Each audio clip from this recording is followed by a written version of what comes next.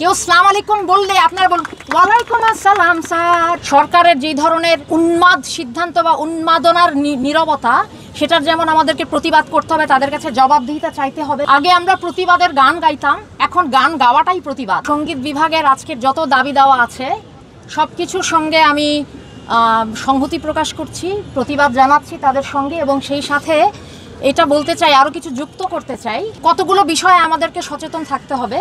সরকারের যেই ধরনের কি বলবো মানে উন্মাদ সিদ্ধান্ত বা উন্মাদনার নীরবতা, সেটার যেমন আমাদেরকে প্রতিবাদ করতে হবে, তাদের কাছে জবাবদিহিতা চাইতে হবে। তার পাশাপাশি আমরা এমন একটা সময়ে প্রবেশ করেছি যেখানে আমাদের এখন প্রত্যেকটি ব্যক্তির প্রতিষ্ঠান হয়ে আমাদেরকে প্রতিবাদটা জারি রাখতে হবে। এখন আগে আমরা প্রতিবাদের গান গাইতাম, এখন গান গাওয়াটাই প্রতিবাদ, এটা খেয়াল রাখতে হবে। আমাদের মুক্তিযুদ্ধ, আমাদের বাংলাদেশ, আমরা এরকম গল্প শুনেছি যে গান, একটা রেডিওতে একটা গান বাজানো হতো, সেখানে এক ধরনের সংকেত থাকতো, সেই সংকেতের উপর ভিত্তি করে তারা সিদ্ধান্ত নিত যে কিভাবে কোথায় তারা অর্গানাইজ করবে একসঙ্গে। গান আমাদের সেই জায়গাটাতে আছে। স্লোগান শব্দটার মধ্যে গান আছে, তার মধ্যে ছন্দ আছে। আজান, আমরা যখন নামাজ পড়তে ডাকি মানুষকে, তখন আমরা সেখানে সুর দিয়ে ডাকি।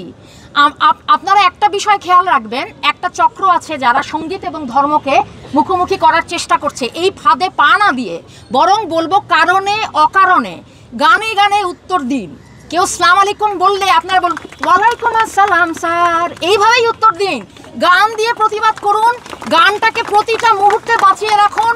প্রত্যেকটা প্রতিবাদের আগে ফেসবুকে হোক, ক্লাসরুমে হোক, ঝগড়ায় যাবেন না। আমরা গানের মানুষ, আমরা গান দিয়ে, গান এত শক্তিশালী, আমাদের বন্দুক মেশিন গানের দরকার নাই। আপনার কণ্ঠই আপনার এখানে সবচেয়ে বড় শক্তির আশ্রয়, সেইটা দিয়ে করুন।